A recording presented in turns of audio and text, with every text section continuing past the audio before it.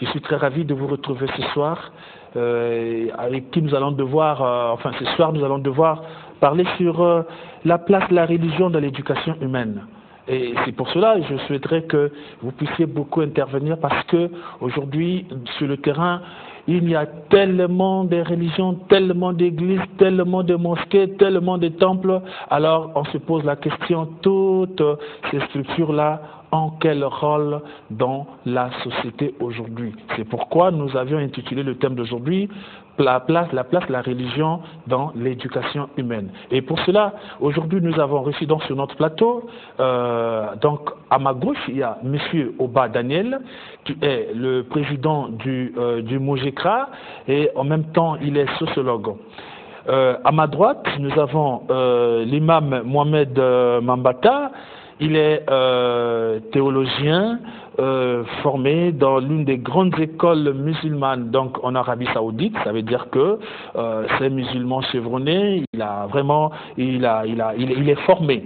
Alors donc voilà le décor qui est planté naturellement pour la soirée d'aujourd'hui.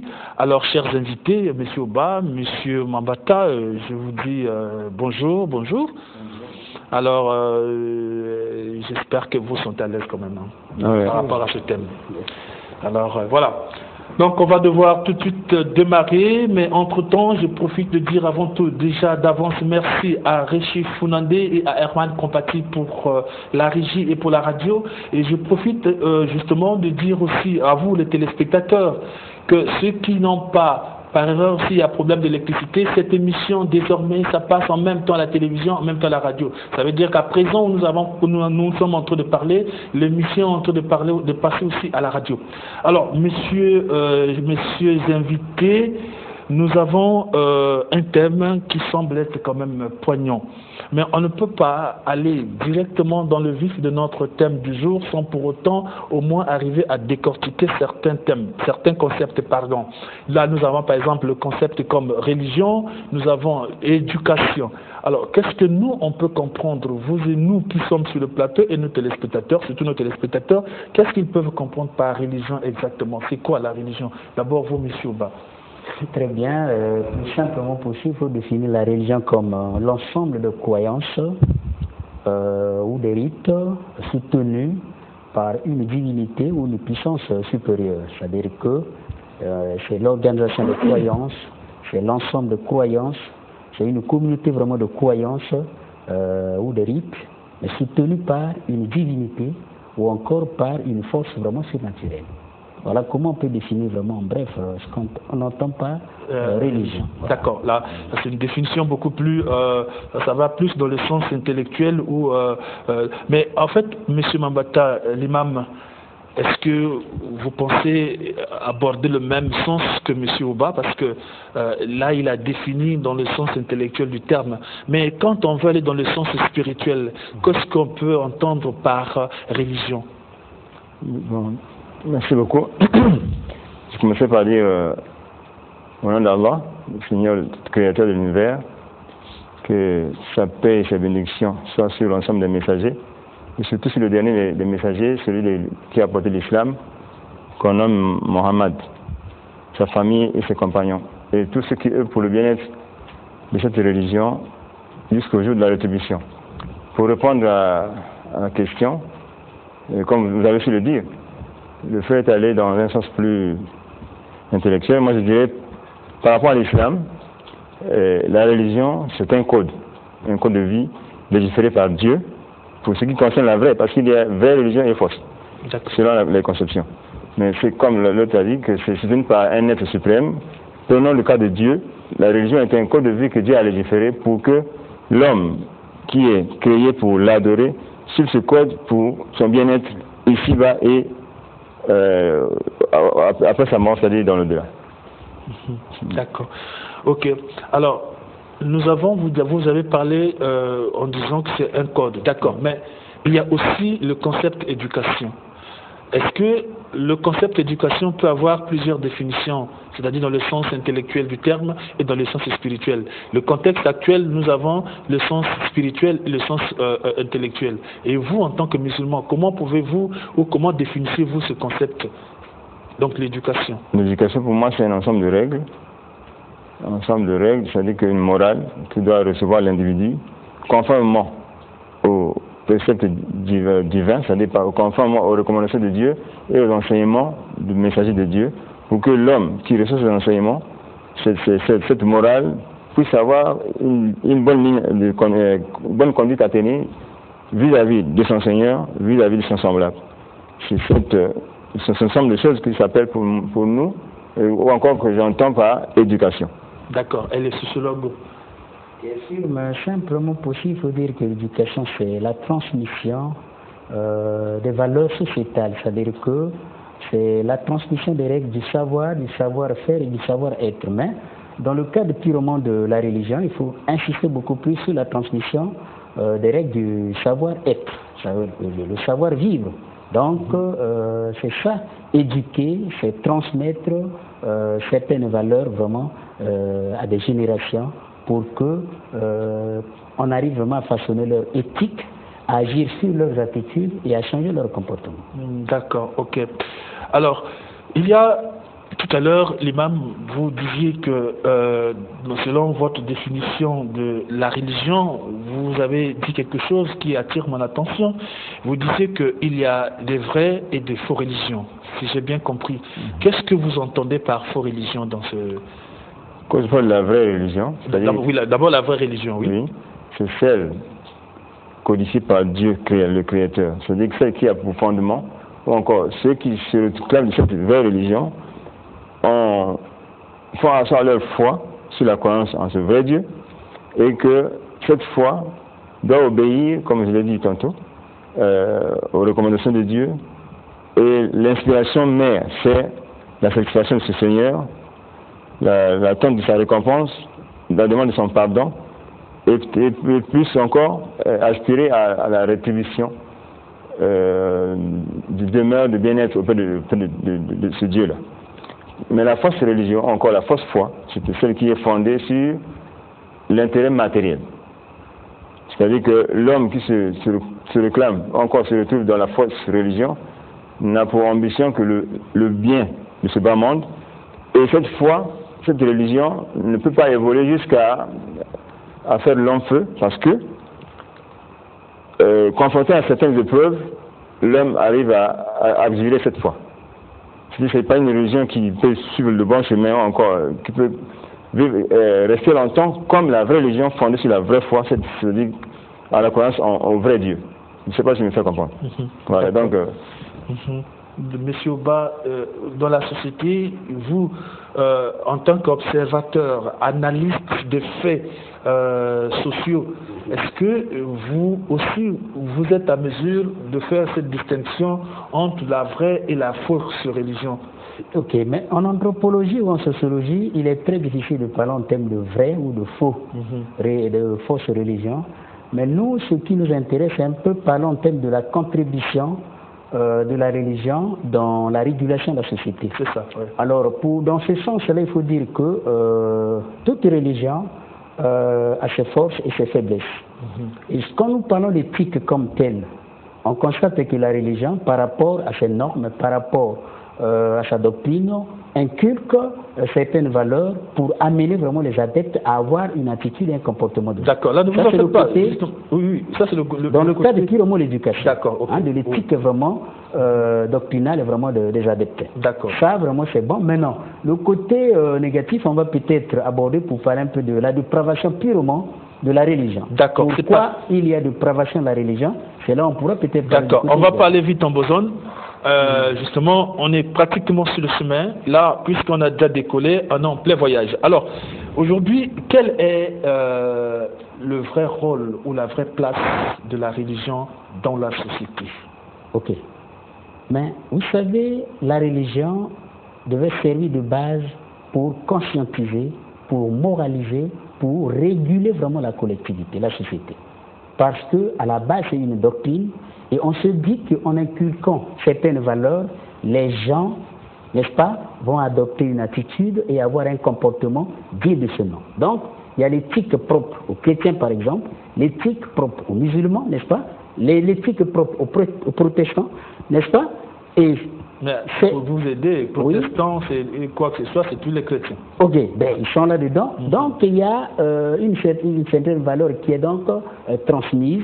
Et par rapport à cette valeur, les gens ont un comportement vraiment acceptable dans cette société. C'est ça le volet purement de l'éducation. La contribution comme telle de la religion, n'est-ce pas, hein, dans les changements de comportement des individus dans la société. Donc, quelque part, la religion façonne la société, la religion façonne l'individu et les gens adoptent des comportements vraiment souhaitables, hein, nécessaires vraiment à la vie sociale. Ça, c'est le côté positif. D'accord. L'imam, est-ce que au niveau de la religion musulmane, vous pensez que la religion musulmane a la même mission ou le même rôle ou la même place dans la société comme les églises chrétiennes ou la religion chrétienne? Au départ, je dirais que quand on parle de religion, pour ce qui c'est, on ne voit pas ici l'islam en tant que religion actuelle, mais quand on parle de religion musulmane, je parlais du début de la création, parce que pour le musulman, Dieu est un, et que dans son unité, dans son unicité plutôt, il a envoyé à chaque période des prophètes qui sont venus avec le même message. D'accord, donc parlons de l'islam d'aujourd'hui. Donc, je dis que en principe, cette éducation, encore cette morale, devait être la même morale et le même message. Il n'y a pas eu de différence aujourd'hui entre chrétiens et musulmans. Si nous étions restés dans l'enseignement tel que Dieu l'a voulu pour l'humanité. Ça, c'était par rapport au principe. Au principe. Et maintenant, aujourd'hui, est-ce que ces principes, pour vous, vous pensez que ce principe n'existe plus? Non, ce principe n'existe plus. Pourquoi? Parce qu'il y a, comme on observe dans l'évolution des choses, les gens se sont plus écartés de l'enseignement divin et ont plus mis en valeur leur propre passion et mis de côté de l'enseignement de Dieu. Voilà pourquoi nous assistons à ce que nous vivons ce que nous vivons aujourd'hui. D'accord. Allez-y. Si les gens étaient restés dans l'enseignement, en tout cas, personne n'aurait parlé du côté négatif de la religion aujourd'hui. Mais si on voit le côté négatif, c'est parce que les hommes sont loin de rester dans les enseignements et d'appliquer ce que Dieu veut et ce que les prophètes ont transmis comme enseignement. C'est ce qui fait qu'aujourd'hui, chacun prend son chemin, chacun veut se faire entendre, ou encore en créant une secte, ou encore en faisant ce qu'il peut faire pour se faire une place dans la société. Donc si nous étions tous restés dans la ligne tracée par Dieu et enseignée par les prophètes, en tout cas, tous on devait se retrouver comme une seule personne, avec la même éducation, avec la même morale et les mêmes principes. D'accord. Alors, Monsieur Ba, dans le domaine anthropologique, alors, qu'est-ce qui peut faire que les gens essayent ou les gens prennent la gauche des principes de la religion, dans les principes qui devraient être naturellement, donc, entre autres, la morale. Mais qu'est-ce qui fait que les gens prennent la gauche de la morale? Ok, les causes sont multiples dans ce sens-là. Il faut déjà donc dire que cette dépravation peut s'expliquer donc par la mise en doute par certains adeptes, vous savez, de la divinité. Et quand il y a la mise en doute, c'est très compliqué. C'est ce qui est même à l'origine des changements des églises, des congrégations. Parce qu'on met en cause, on met en valeur vraiment la divinité, n'est-ce pas, l'objet totémique ou de devoir que vous avez vraiment considéré avant. C'est ce qui pousse l'adepte à changer, n'est-ce pas, de camp. Et il y a aussi vraiment l'influence des antivaleurs. Ça, il faut le dire. Il y a des antivaleurs qui influencent largement la doctrine, telles que la corruption, telles que le vol, tel que le vagabondage sexuel, n'est-ce pas, tel que le sida-accouplement. Tout ça, ça rentre dans la doctrine purement religieuse et les gens acceptent ça. Il y a des dérapages à un certain moment. Okay, et il y a un autre aspect qui est peut-être important qu'on pourrait peut-être développer, c'est l'infidélité des chefs religieux. D'accord, là on va y arriver. Okay. Alors, il y a malheureusement une réalité aujourd'hui qui m'oblige à vous poser cette question, vous en tant que sociologue et anthropologue et monsieur l'imam en tant que religieux, l'homme religieux, est-ce qu'aujourd'hui on peut avoir la conviction ou dire haut et fort que la religion peut aider l'homme pour aller vers la perfection? Ou encore, est-ce que la religion peut aider l'homme à changer de mentalité ou de comportement? Je pense que c'est l'objectif principal même de la religion. Comme a dit le frère ici à côté. L'objectif principal de la religion, c'est amener l'homme à s'améliorer. Parce que déjà, si, en mettant en application les recommandations divines, déjà, on va prendre un passage par exemple. Le Coran nous dit, dans son chapitre 7, verset 199, il dit, Allah ça descend à son messager, il dit, accepte des hommes ce qui est simple, et ordonne le bien et détourne des impudents. Par exemple, dans le comportement, nous avons ici à faire face à toutes sortes de personnes dans la société, par exemple. Mais quand vous êtes dirigeant, quand vous êtes amené à conduire les hommes, vous avez en face de vous toute catégorie de personnes. Mais accepte de ces hommes-là ce qui est simple, et dans ta mission, en tant que dirigeant, ordonne ces gens à toujours faire le bien et détourne les impudents qui s'éloignent du chemin. En restant constant, vous verrez que vous serez le modèle à suivre. Vous aurez derrière vous les gens qui vous suivront, et parce que vous êtes là à montrer le chemin, vous aurez des gens à former des gens dans une société vraiment un comportement acceptable. Déjà par exemple, dans d'autres passages où il dit encore, pour se faire bon croyant, le vrai croyant c'est pas seulement celui qui, par exemple, est chaque fois à la mosquée pour accomplir ses devoirs de prière, ou encore par exemple le jeûne qui vient de passer pour les musulmans, il est constant dans sa prière, constant dans sa façon de jeûner, alors que où il se trouve, il n'a pas la crainte de son Seigneur, et dans son milieu social, il est le plus méchant envers les autres. En tout cas, ça n'a aucun modèle à suivre. C'est-à-dire que ça ne donne rien de positif par rapport à son comportement. Mais si vous pouvez mettre en application cette parole qui dit « Crains Dieu où que tu sois et fais suivre une mauvaise action par une bonne, parce que celle-là viendra effacer, et comporte-toi avec les gens de la meilleure façon. » Ce sont des préceptes, des concepts très fondamentaux qui, une fois mis en application, façonnent la société et façonnent l'homme dans son ensemble. D'accord. Alors, le téléspectateur, vous avez la possibilité, je demande donc à la régie, si la régie peut ouvrir le téléphone, vous pouvez appeler pour participer à notre causerie de ce soir, et vous pouvez aussi envoyer vos textos, on va devoir les lire, et vous appeler, on va devoir vous prendre donc au bout du fil. Alors, Monsieur Oba, en tant que observateur dans la société aujourd'hui, prenons le cas de la société congolaise. Qu'est-ce qui fait que finalement, les gens puissent faire le contraire de ce que la religion les enseigne. Et ensuite, les gens aujourd'hui, on constate qu'ils vont tous les jours à l'église. Le cas des musulmans, par jour, il a 5 prières. Il fait le jeûne comme tout le monde, comme tous les musulmans.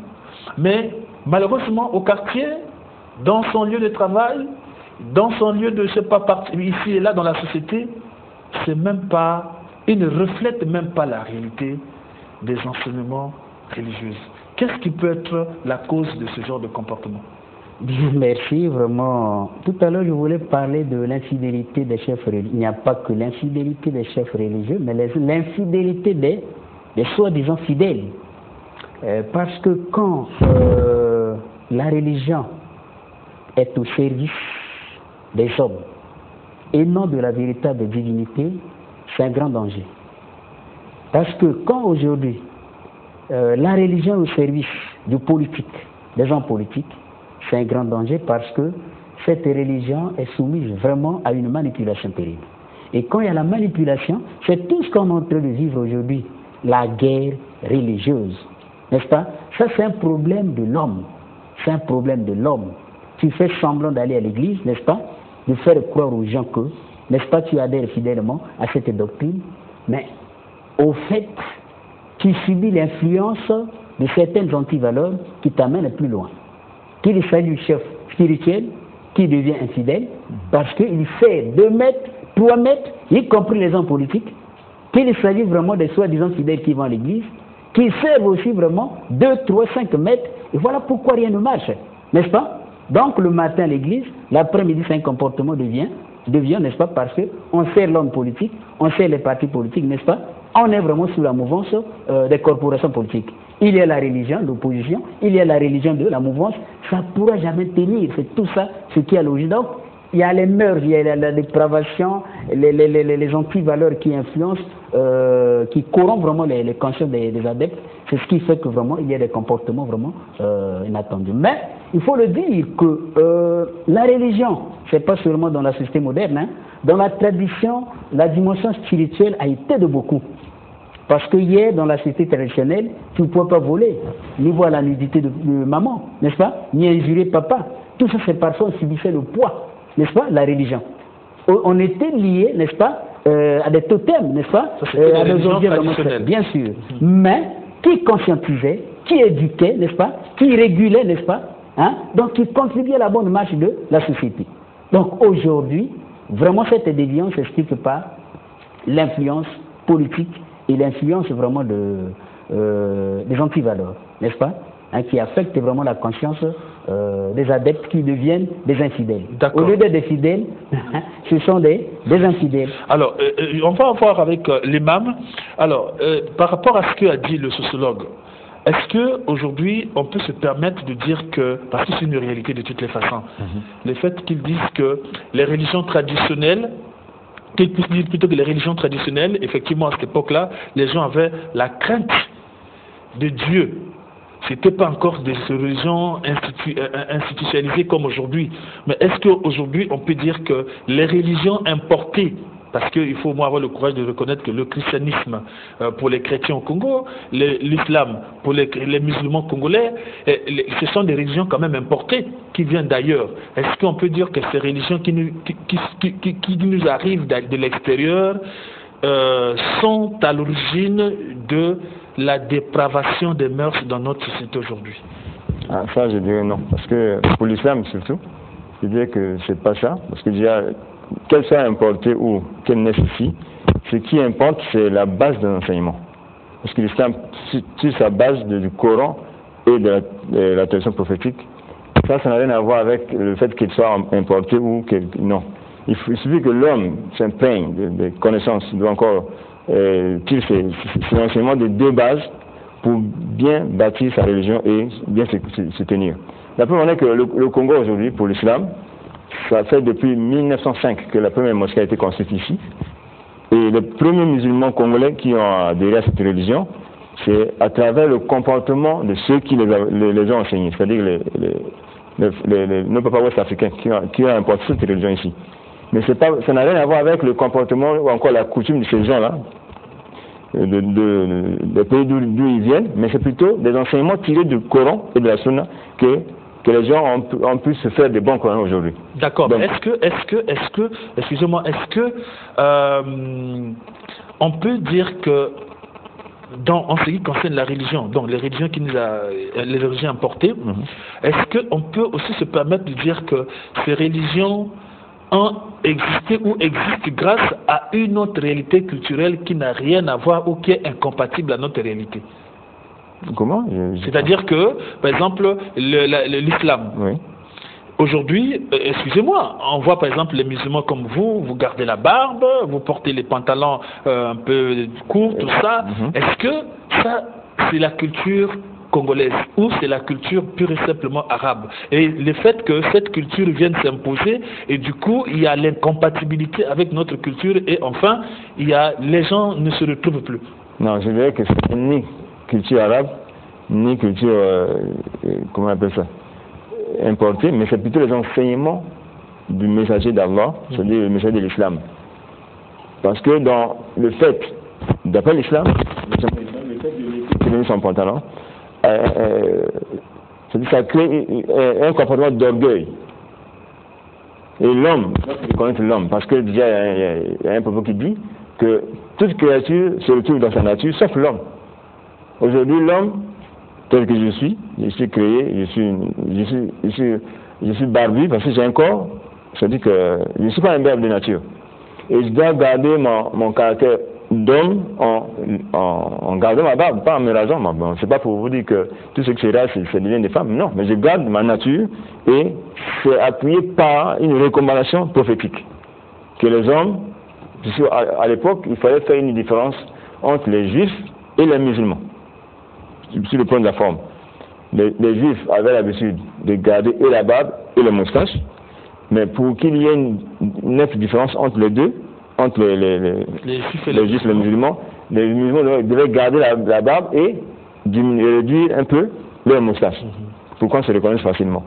Et le prophète de l'islam recommande aux hommes de ne pas tailler la barbe. Voilà, donc ça c'est une recommandation prophétique. Ça n'a rien à voir avec le comportement des Arabes ou encore le comportement, je ne sais pas comment vous avez dit. Donc c'est tout simplement l'enseignement de l'islam. Donc, le fait de comme je l'ai dit, c'est une recommandation prophétique qui nous l'église est là. Est-ce que l'accoutrement, ça joue un rôle important pour vous les musulmans en ce qui concerne l'éducation? Tout à fait. L'accoutrement, mais enfin, je ne sais pas comment les gens jugent ça aujourd'hui, mais sinon, dans l'accoutrement, il nous est par exemple interdit de mettre des habits qui laissent transparaître les parties du corps, c'est-à-dire des habits amples, pas trop serrés, pas transparents, et des trucs décents, quoi. C'est quelque chose qu'on reconnaît en l'homme, du serré dans sa façon de s'habiller. C'est déjà un enseignement et ça joue dans le comportement de l'homme. D'accord. Alors, Monsieur Oba, vous disiez tantôt que la religion aujourd'hui est au service de l'homme, pour ne pas dire des hommes politiques, le cas du Congo. Est-ce que la religion ne fait pas partie de la société? Est-ce que l'homme politique ne fait pas partie de la société? Pourquoi la religion peut-elle avoir des différences vis-à-vis de l'homme ou de l'homme politique? Au service. Vous savez que le choc culturel est souvent à l'origine du changement. Vous avez posé une question tout à l'heure sur les religions importantes. Pas? Le choc culturel contribue énormément au changement social. Et c'est ce qui est à l'origine même du... C'est-à-dire tout ça c'est en anthropologie. Hier, dans la société traditionnelle, il y avait des formes de religion, n'est-ce pas? Maintenant, quand la religion purement moderne arrive, il y a eu choc, n'est-ce pas? Et quand il y a choc au plan purement de la religion, on cherche à dévoiler ou à critiquer la divinité de l'autre, à mettre en cause cette divinité pour amener les adeptes de l'autre à adhérer vraiment à votre. C'est ça, et ça crée le déséquilibre, n'est-ce pas? Tu peux être là-dedans, mais tu subis l'influence du passé et tu as des difficultés vraiment à s'adapter. Ce qui est vrai, quand je disais que de nos jours, une religion qui est au service des hommes politiques ne peut pas avancer. Ça veut dire que le matin, tu sers tes adeptes, mais le soir, tu es avec les hommes politiques, n'est-ce pas, pour défendre une autre doctrine. Parce qu'il y a une ligne qui a été tracée, n'est-ce pas, que tu devais respecter. Mais au lieu de suivre cette ligne, non, tu désobéis, n'est-ce pas, pour essayer de soutenir, pour prier pour telle personne, n'est-ce pas, pour tel groupe politique. Alors vous servez 2 mètres, 3, 4 mètres à la fois. Tu n'as pas vraiment les pieds sur terre et ça ne pourra pas vraiment avancer comme ça. D'accord. Alors, l'imam, est-ce que vous pensez que il y a l'incompatibilité entre la religion et la politique? C'est très clair. En tout cas, je ne peux pas aller de pair parce que dans la religion, on a un objectif, c'est satisfaire le Créateur. Alors que dans la politique, chacun cherche à se faire une place, surtout être fidèle au leader pour avoir un intérêt quelconque dans la vie ou encore se positionner quelque part. C'est 2 choses qui ne peuvent pas aller ensemble. Mais dans la religion, on constate que, d'après les informations, qu'il y a une certaine organisation. Cette organisation peut aussi être appelée comme étant une politique de fer. Dès lors que dans toute organisation, s'il y a la hiérarchie, s'il y a l'ordre, ça suppose qu'il y a automatiquement un problème d'incompréhension, parce que les gens veulent, X veut être imam, X veut être économe, trésorier, X veut être secrétaire, parce qu'il y a un intérêt particulier quelque part. Mais est-ce que ça aussi, dans la religion, ça ne pose pas problème? Parce que si on pense que l'homme politique sert ses intérêts, mais est-ce qu'aujourd'hui, on peut pas se dire que dans la religion, l'homme religieux aussi sert ses intérêts parce que tout le monde veut être chef ici et là? C'est ce que j'ai dit. Que dans le concept de foi, oui, il y a la vraie foi et la fausse foi. Quand l'homme a sa foi est vraie, c'est-à-dire fondée sur la croyance en Dieu, et que l'objectif qu'il attend, c'est la satisfaction de Dieu et sa récompense, celui qui a cet objectif-là est différent de celui qui a pour base l'intérêt. D'accord, mais comment faire pour satisfaire Dieu dans ces conditions-là? Si vous ne pouvez pas collaborer avec les hommes dans la recherche de leur intérêt, et vous pensez plutôt chercher à satisfaire Dieu, rien que Dieu, et du coup, en ce moment-là, la question c'est que comment faire ou quelle est la procédure pour chercher à satisfaire Dieu en évitant justement l'homme? C'est en restant fidèle aux enseignements. C'est-à-dire que, par exemple, l'imam, il a un rôle capital de conscientiser les fidèles, d'abord en étant lui-même conscient, parce qu'il ne peut pas être demandé à ce que les autres soient conscients sans que lui-même ne le soit. Il commence par lui-même, c'est comme, parce que nous avons un modèle dans la religion islamique, c'est le prophète de l'islam, Mahomet, c'est lui le modèle. Personne ne peut prétendre être bon croyant s'il ne suit pas son enseignement, s'il ne suit pas sa façon d'être. Ça, c'est un principe. Donc, satisfaire Dieu et n'adorer Dieu que selon l'enseignement de ce messager-là, c'est ce qui fait de l'homme un croyant. Donc, si l'homme sort de ces deux principes, tout ce qu'il aura à faire est nul. C'est un principe que l'homme doit avaler. Et s'il veut être dans cette lignée, en tout cas, c'est ce qu'il doit faire. Mais si c'est pour... D'abord, à la base de toute chose, c'est l'intention. À la base de tout. L'homme qui commence à faire quoi que ce soit, c'est par rapport à son intention. Parce que le prophète de l'islam dit que toute œuvre a de la valeur que selon l'intention qui a été formulée pour cette œuvre-là. Et la récompense qu'aura celui qui a formulé l'intention ne peut pas échapper à cette intention. Donc, si notre intention est de servir Dieu, en tout cas, tout ce que nous ferons aura pour résultat la satisfaction de Dieu. Mais si c'est pour servir un intérêt mondain, c'est pas difficile à désorienter l'homme. Ce qu'il vise, c'est pas Dieu, mais c'est les hommes. Donc, pour ne pas sortir de ce cadre, il faudrait que l'homme qui est appelé leader mette en pratique ses enseignements et invite ses semblables à faire comme lui pour que les choses marchent. Et si déjà on sent que c'est pas pour rien que dans la religion il y a ce qu'on appelle hypocrite. Parce que l'hypocrite c'est qui? C'est celui qui, au vu des autres, fait semblant d'être avec les autres, mais au fond de lui, ce qu'il cache n'est le contraire de ce qu'il déclare ouvertement. D'accord. Monsieur Bois, alors je veux revenir, parce que le souhait serait que les téléspectateurs, tous ceux qui nous suivent à présent, puissent comprendre, justement, quand nous parlons des dépravations des mœurs de nos jours. Alors, en quoi ou pourquoi un adepte fidèle d'une religion peut aujourd'hui être agent vecteur des antivaleurs? Oui, mais c'est ce que je disais qu'aujourd'hui, il y a donc l'influence de ces antivaleurs-là. C'est-à-dire que les adeptes s'ouvrent et acceptent, n'est-ce pas, ces antivaleurs sociétales. Pourquoi? Mais c'est ce que je dis, parce que quand tu n'es plus fidèle, quand tu deviens infidèle à la doctrine, n'est-ce pas, il y a l'ouverture, hein? Il y a l'ouverture au niveau de la société et tu prends, c'est-à-dire tu apprécies tout ce qui est dans la société pour toi. Même ce qui est négatif, pour toi, ça paraît maintenant positif. Ça peut être, sincèrement, c'est ce que je disais donc, la mise en doute, en cause, n'est-ce pas, de la divinité. C'est-à-dire que la divinité ne pèse plus, ne te fait plus peur. Donc, tu es capable, n'est-ce pas, d'imiter le comportement de l'homme de la rue, n'est-ce pas, la manière de s'habiller, tu penses que c'est bon, de se présenter comme ça à l'église, n'est-ce pas?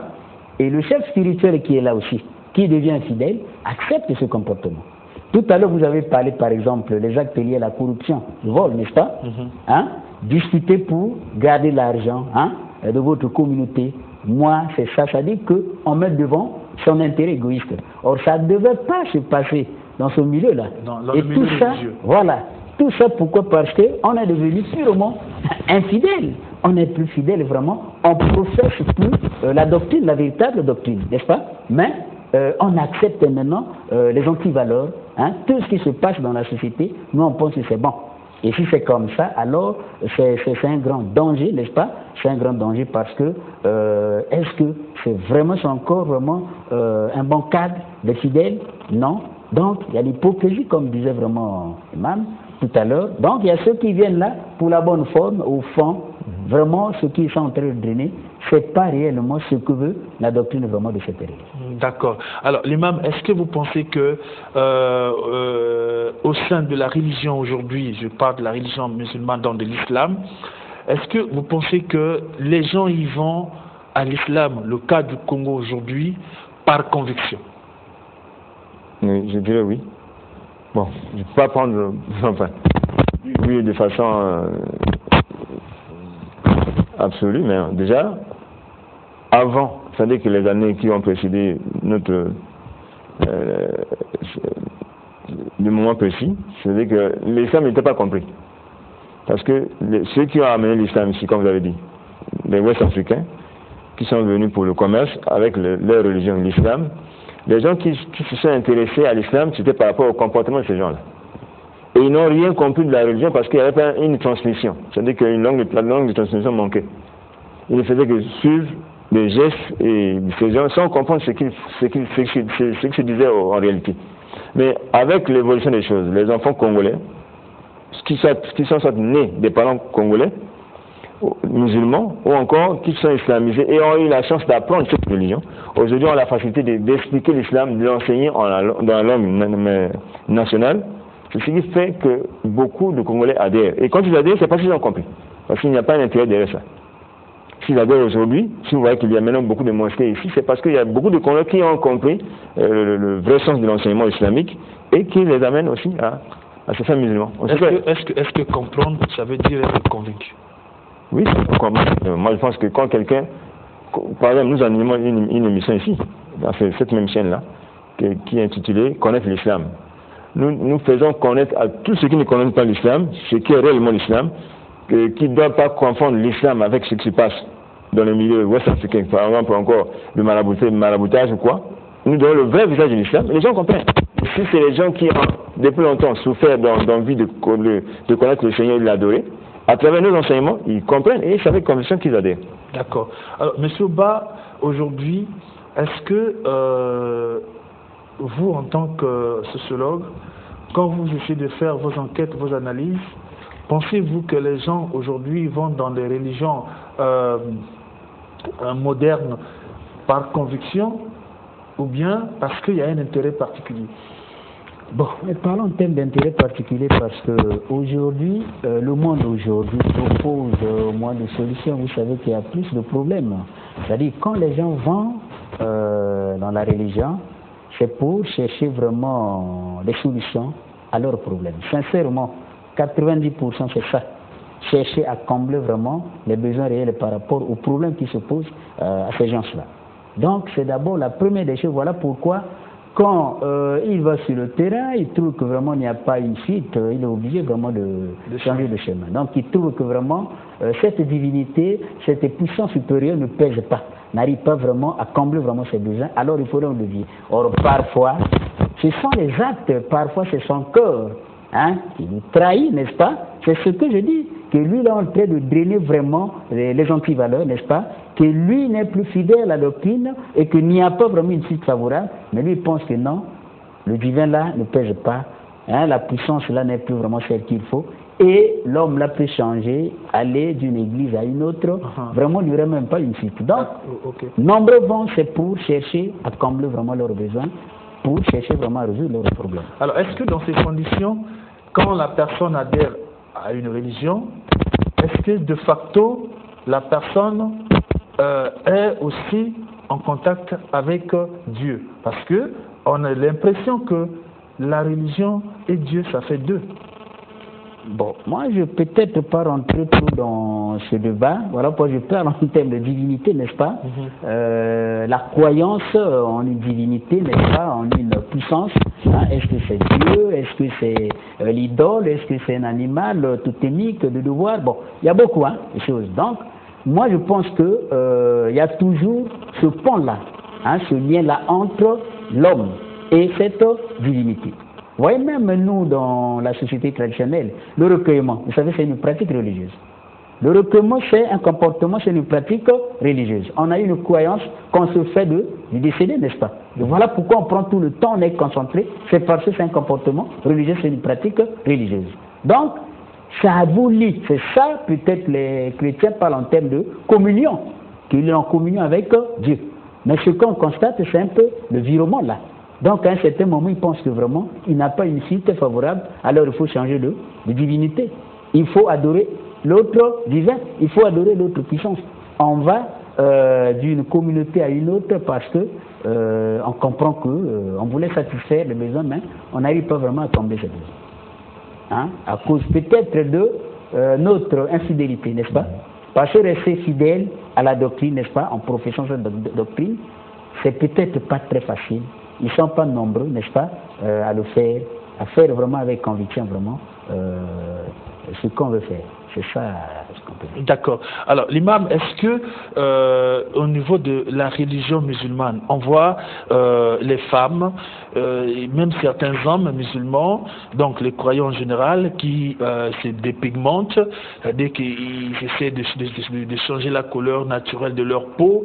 Est-ce que ça, en considérant ça, disons, en considérant ça comme étant un complexe, est-ce que c'est pas une manière aussi quelque part de prouver que celui-ci n'est pas convaincu de ce Dieu qu'il a créé? Et de tels comportements, qu'est-ce que l'islam prévoit comme sanction à l'égard de tel frère ou telle sœur? Bon, déjà changer la couleur de peau, c'est déjà juger Dieu plutôt de sa création. C'est-à-dire que l'homme qui change la couleur de sa peau, l'homme qui veut se dépigmenter, c'est-à-dire qu'il n'est pas satisfait de la forme que Dieu lui a dotée. Vous voyez, c'est déjà un péché pour le croyant. Donc l'islam condamne ce genre de comportement.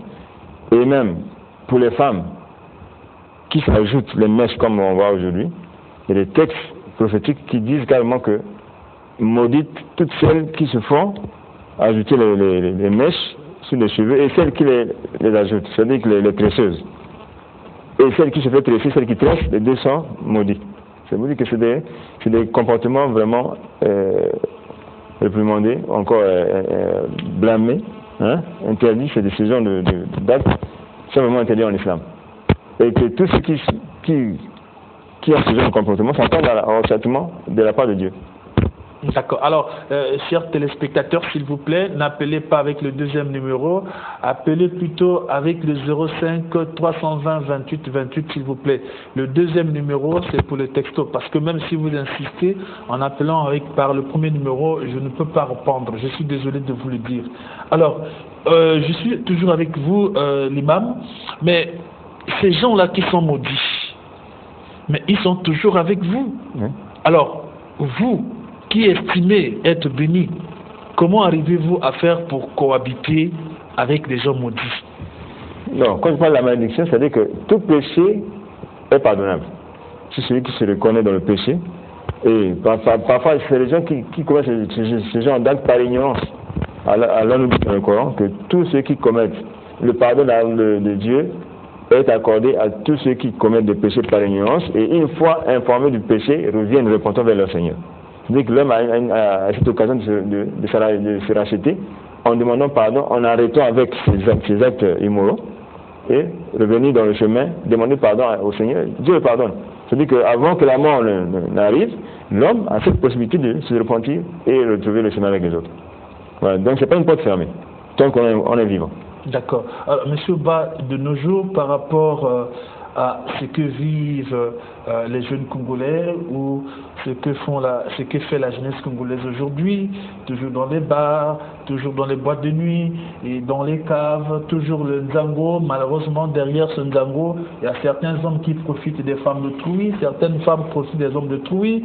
Et en gros, ces anti-valeurs aujourd'hui,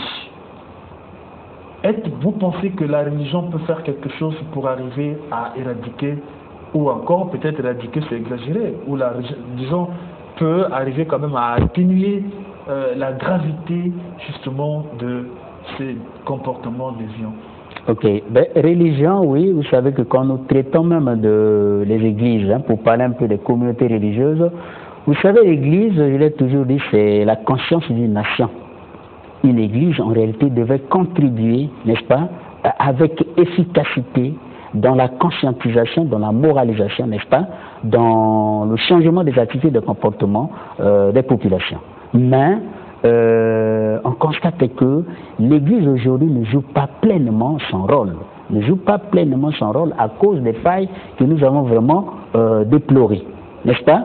Parce que si déjà un chef spirituel, c'est-à-dire que devient infidèle en servant plusieurs maîtres, n'est-ce pas? En servant vraiment le côté politique, en regardant son intérêt. Et si l'adepte qui arrive aussi regarde vraiment son intérêt, n'est-ce pas? Alors on professe plus la même doctrine, n'est-ce pas? On sort de cette doctrine, il y a des dérapages.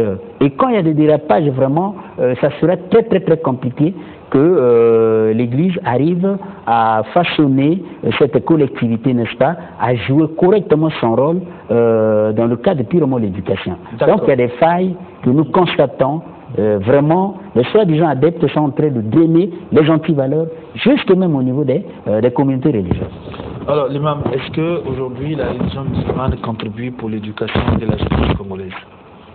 Oui, puisque déjà à la base, l'islam a pour. C'est-à-dire qu'elle est fondée sur des bases qui se complètent les unes les autres. À commencer par la foi, le culte, le comportement et la morale.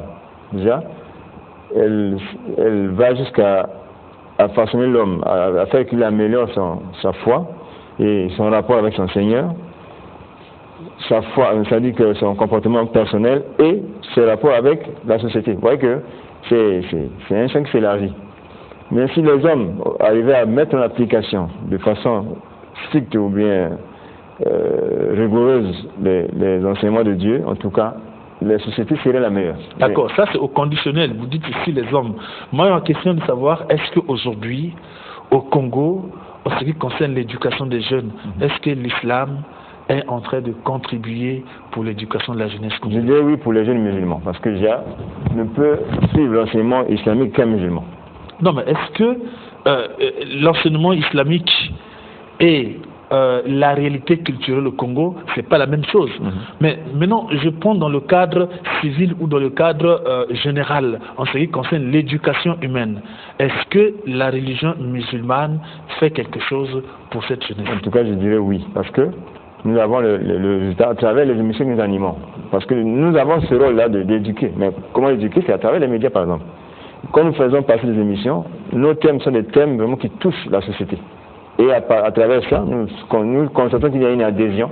Et même si les gens ne viennent pas directement à l'islam, mais ils s'améliorent, ils changent leur comportement de là où ils sont, à travers les enseignements que comment on appelle ça, ce que nous disons et ce que nous posons comme conseil, les gens suivent, même s'ils ne deviennent pas musulmans automatiquement, mais déjà ils trouvent quelque chose de positif dans ce que nous disons et ça contribue aussi à l'amélioration des comportements dans les foyers. D'accord, ça c'est dans le cadre de la théorie, mais dans le cadre pratique. Dans le cadre on va prendre un téléspectateur qui est au bout de la ligne. Allô? Allô? Ah, il est parti. Alors, dans le cadre pratique, je dis que pour ce dont on a parlé tout à l'heure là, passer son temps dans les buvettes, ça on ne trouverait aucun musulman dans ce milieu-là, si vraiment c'est un musulman pratiquant. Je disais que quand on parle de musulmans ici, c'est pas seulement les enfants des Ouest-Africains, des Congolais, d'abord nous qui sommes Congolais, à part entière, nous avons une bonne partie de la jeunesse étudiantine ici de l'université Malinga, qui sont des musulmans, mais qu'on ne peut pas repérer comme ça parce que c'est pas facile. Mais de là où ils sont, vous ne les verrez jamais dans les actes de banditisme, par exemple dans ce qu'on a déployé tout à l'heure là, il n'y a pas longtemps, le Koulouna, vous ne verrez pas un musulman dans ce genre de choses. Et dans les buvettes ou bien dans les Nganda, vous ne trouvez pas un musulman. C'est pour dire que la pratique de la religion est vraiment est suivie et que c'est cette même partie de la population, c'est déjà un côté important pour déjà les jeunes qui sont sauvés de ce fléau. Oui, mais vous là, oui, allô? Allô? Oui, je suis en train de vous suivre en direct. Oui, bonjour, comment vous appelez? C'est M. Samuel de Fouitalangaï, là. C'est une très belle émission, mais je voudrais comprendre, mais pourquoi ces musulmans qui se lavent dans la rue, qui lavent leur face dans la rue, qui lavent leurs pieds dans la rue, alors qu'on nous dit que ce sont des bêtes spirituelles. Étant donné que ce sont des bêtes spirituelles, donc quand ils se lavent, ils laissent là des débris spirituels, c'est-à-dire des envoûtements, et quand nous passons, ils passent de cette sanité spirituelle et par vers lui, il va avec. Bon. quel est ce musulman qui a déjà vu le Congolais se laver dans la rue, laver la face dans la rue, laver les pieds dans la rue? Nous disons non, que le prophète ou l'imam nous explique, je ne sais pas comment les appelle. Vraiment, merci. Merci beaucoup pour votre contribution. Alors, l'angle l'imam, on parle justement, le problème ici, c'est l'éducation. Dans notre société congolaise, logiquement, notre éducation, depuis la création, on ne pouvait pas voir un Congolais dehors comme ça, se laver les mains, se moucher, laver ses narines dans la rue, tout ça, de l'eau sale. Alors, c'est pourquoi je parlais tout à l'heure là de l'importation d'une culture qui n'est pas la nôtre. Est-ce que ça, c'est une bonne éducation pour une société moderne qui se respecte? Déjà, il y a un peu d'exagération dans ces propos-là. Parce que, à ma connaissance, je sais que dans chaque mosquée, il y a un endroit réservé pour les ablutions. Il fait allusion aux ablutions. Il y a un endroit réservé pour les ablutions, je ne sais pas dans quelle mosquée où l'eau coule à travers les ruelles, mais déjà, en dehors des musulmans, ce qui est plus déplorable, c'est qu'on voit les gens qui ne sont pas musulmans, qui font leurs besoins dans la rue. Par exemple, vous ne verrez jamais un musulman, quel que soit le besoin qu'il a de faire pipi, comme on dit, qu'il le fasse dans la rue, ça jamais. Mais déjà, pour ce qui concerne les ablutions, chaque mosquée a un endroit réservé pour les ablutions, et même il faut que l'eau coule à travers un canal. Je ne sais pas dans quelle mosquée il a vu où les gens dans la rue faire ça sans que l'eau ne suive un canal bien orienté. On peut notre téléspectateur. Allô?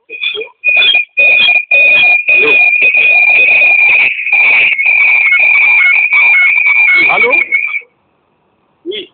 Allô? Allô? Oui, bonjour. Allô? Oui, allô, bonjour.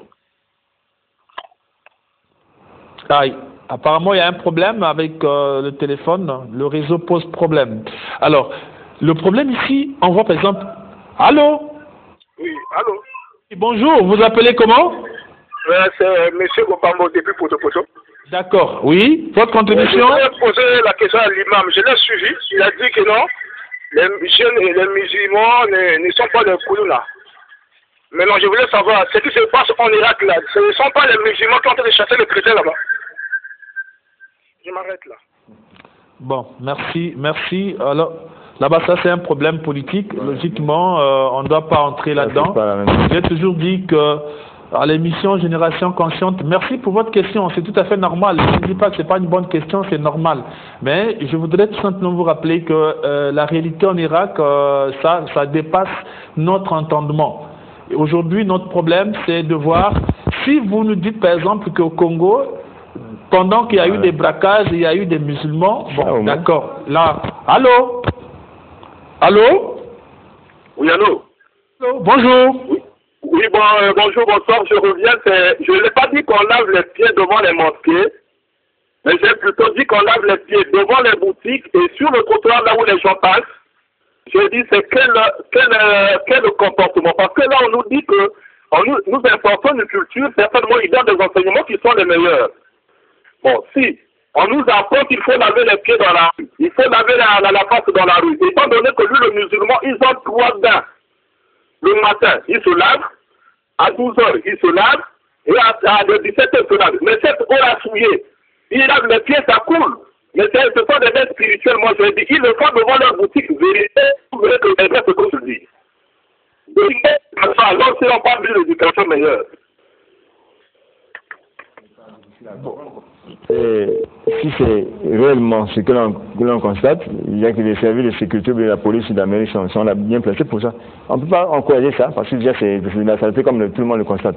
Mais déjà, la meilleure façon, c'est que devant comme je l'ai dit, devant chaque mosquée, il y a un endroit réservé pour les ablutions.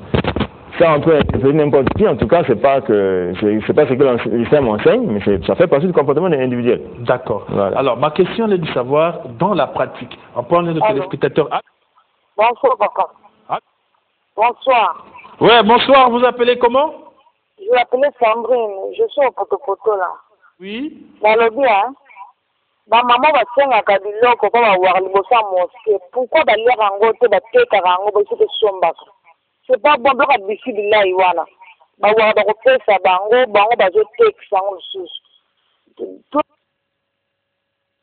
Voilà. Ça aussi, c'est un problème d'éducation, imam. Vous demandez de l'aide parce que vous êtes en difficulté, en même temps, vous revendez ça. Alors, pour la société congolaise, c'est quand même aussi quelque chose de flagrant parce que c'est aussi un comportement déviant. D'où est-ce qu'en ce moment-là, on peut quand même, du coup, indexer un peu la religion musulmane de pratiquants, ça fait partie des antivaleurs. Parce que ça, c'est le non-respect de l'intention du donateur. Et vous répondez quoi, par exemple, à cette femme-là? Oui, je dirais que une certaine croyance dans cette... Celui qui demande, pour la plupart des cas, il s'attend à ce qu'on lui donne de l'argent. Mais quand on lui donne du riz et que c'est en abondance, il est obligé de vendre pour avoir quelque chose. Ça n'a rien à voir. Donner gratuit ailleurs, puisqu'il a reçu gratuit, pourquoi ça dépend de l'individu. En tout cas, on ne peut pas imposer à celui qui a reçu de faire quoi que ce soit de ce qu'il a reçu.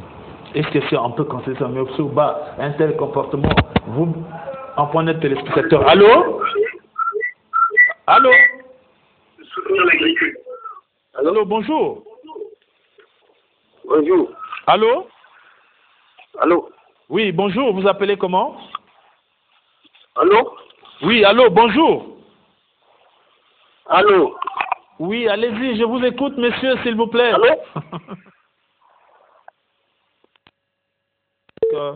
Il y a le téléphone.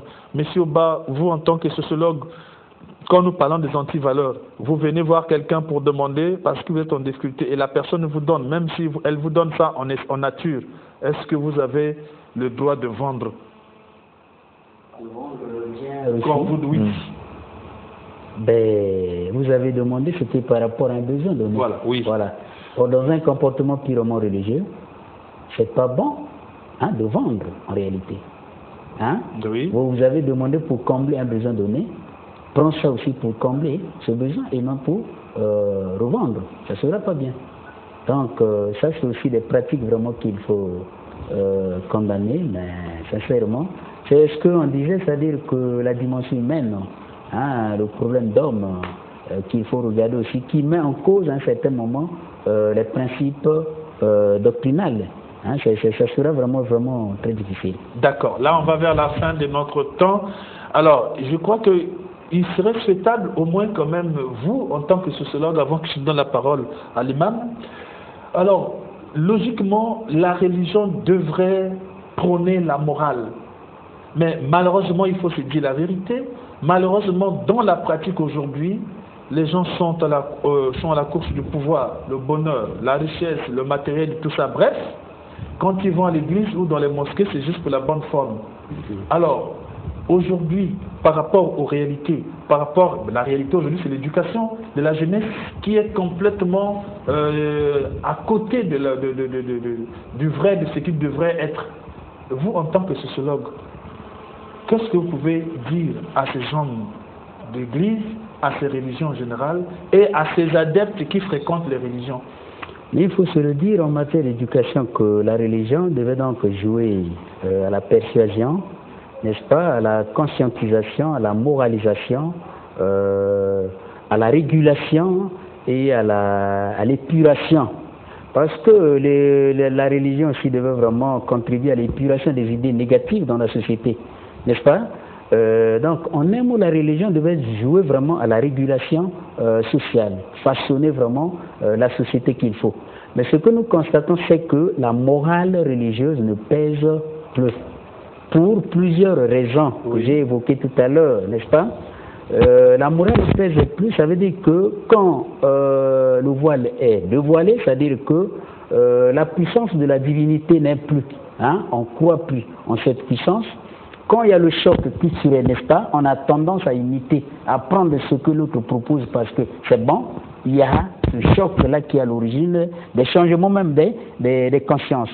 Quand il y a l'infidélité, parce qu'on ne veut plus respecter vraiment la norme qu'il faut, la doctrine qu'il faut, non seulement au niveau des adeptes, mais aussi vraiment des chefs spirituels, parce qu'on veut maintenant servir même les hommes politiques, ça devient très difficile parce que il y a les antivaleurs qui intègrent le milieu, n'est-ce pas? Et qu'aujourd'hui, avec notre jeunesse, c'est tout le combat. C'est-à-dire que la morale de la religion ne pèse plus aux yeux de ces jeunes-là. Ils vont là-bas, c'est pour la bonne forme. Alors, or, la religion... Oui. Alors, fidèles téléspectateurs, s'il vous plaît, nous sommes pratiquement vers la fin de notre émission. Je vous ai dit tout à l'heure, si vous voulez appeler, appelez avec le 05 320 28 28. Parce que là, je constate que les gens insistent avec le numéro de texto. Là, vraiment, je ne répondrai pas. Je suis désolé de vous le dire. Okay. Alors, on revient avec vous, M. Oba. Très bien. Donc, pour terminer, il faut dire que la religion devait servir de base pour conscientiser, pour moraliser. C'est vraiment la conscience sociale. C'est la conscience nationale. Mais une chose est vraie. Le choc culturel, n'est-ce pas? L'influence des antivaleurs fait que même les adeptes n'ont pas leur pied sur terre. Est-ce que le choc culturel dont vous parlez, est-ce que c'est pas le fait que... On va prendre les spectateurs. Allô? Allô? Allô, oui, bonjour, vous appelez comment? Oui, je m'appelle Daoud Diallo. Je suis à Mungali. Je vous suis directement là. Je suis satisfait de l'imam qui est en train de vous répondre correctement. Et aussi mon cher frère qui vient de parler pour des miracles, il n'a pas le droit de parler ça. Puisqu'il y avait eu des opérations en bataille à Bamukolo, ils n'ont jamais attrapé un Ouest-Africain qui a caché la tête de quelqu'un, ou bien qui avait le machette. Bon, par rapport que nous on fait l'ablution devant notre boutique, on ne va pas les jeter l'eau. C'est obligatoire qu'on fait l'ablution avant de prier. Puisque si tu n'as pas fait l'ablution, tu n'as pas bon prier, tu n'as pas fait la prière. C'est comme si tu vas aller te laver et tu mets l'huile sur ton corps, tu vas dire que tu vas aller prier. Ou bien tu vas saluer une femme de truie, ou bien tu vas parler de mauvais paroles, tu vas aller prier sans faire ablution. C'est pas normal. On est des frères musulmans avec les chrétiens, il n'y a pas de problème de politique. Assalamu alaikum.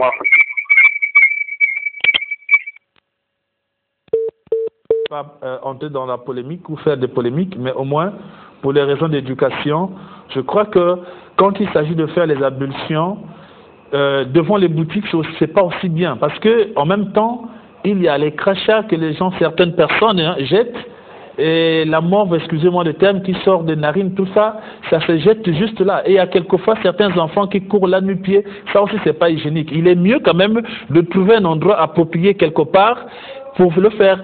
Hein? Allô? Allô? Allô? Allô?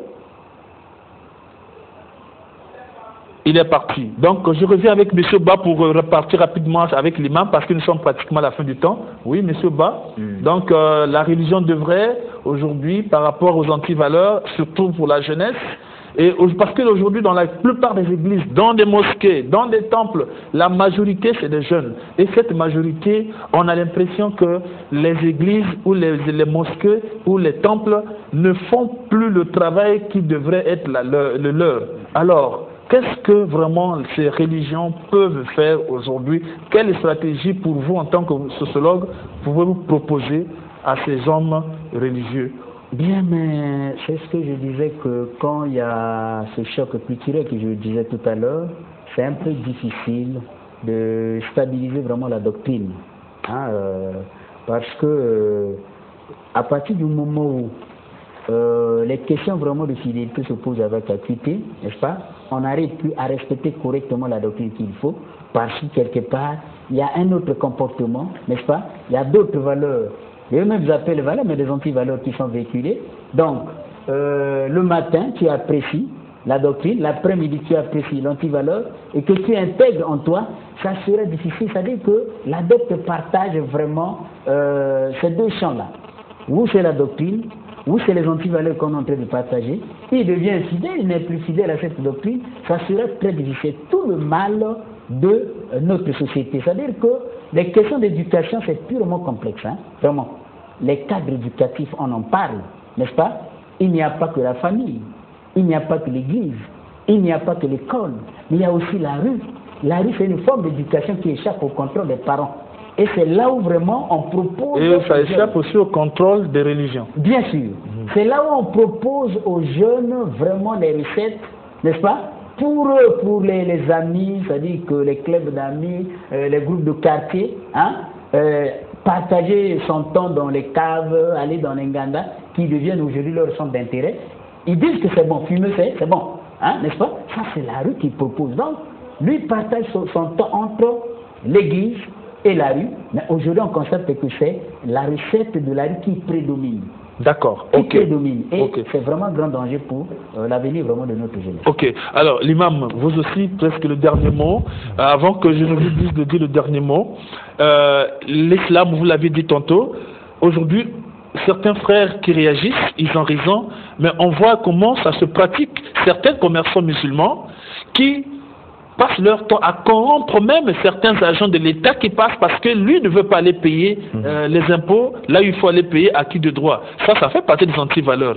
Tout le monde sait très bien que un pays souvent ne peut vivre que grâce aux impôts, tout ça. Mais quand vos frères musulmans arrivent à se comporter de la sorte, c'est pas normal. Et en ce moment-là, la religion musulmane dans vos mosquées, vous dites quoi à l'égard de ces frères et sœurs musulmans qui font de ces pratiques des antivaleurs, la corruption, la concussion et des antivaleurs, même le trafic d'influence, parce qu'il a des relations avec quel général congolais, alors il promet même à certains Congolais que moi je suis plus Congolais que toi, alors que, voilà, alors de tels comportements, est-ce que la religion musulmane dit quoi par rapport à ça? La religion musulmane condamne, noir sur blanc dans le Coran, c'est condamné. En tout cas, c'est ce que nous regrettons, quoi. Pour ça, l'islam devait être le modèle, surtout par rapport à ce qui vient d'être cité, mais malheureusement, c'est les musulmans qui sont dans ce genre de mauvaises choses. Déjà, moi par exemple, pour mon cas, j'ai aujourd'hui la difficulté d'avoir la carte d'identité nationale, rien que par mon nom. Je m'appelle Mohamed. Et tout c'est pourquoi? C'est parce que certains de ces frères-là qui ont ce comportement sont passés là-bas, corrompre les gens. Et quand nous, en tant que nationaux, venons, on dit qu'il faut payer quelque chose avant d'avoir votre carte. C'est pour dire que ces pratiques-là ont mis en danger beaucoup de choses. Et c'est des choses que l'islam condamne. En tout cas, rien, en aucun cas, l'islam peut cautionner ce genre de... D'accord. Voilà. Alors, le dernier mot par rapport, pour vous en tant qu'imam, en tant que musulman, qu'est-ce que les dignitaires religieux ou les autorités religieuses devraient faire pour apporter leur contribution à l'éducation de la jeunesse et de la société congolaise aujourd'hui? D'abord, pour les leaders, il faut mettre en pratique les enseignements de Dieu, les recommandations et les enseignements du prophète. Parce que sans ça, si nous ne sommes pas nous qui sommes au devant de la scène, nous ne sommes pas exemplaires, comme modèle, tous ceux qui nous suivent nous serons que nous n'aurons plutôt à former que les fanatiques.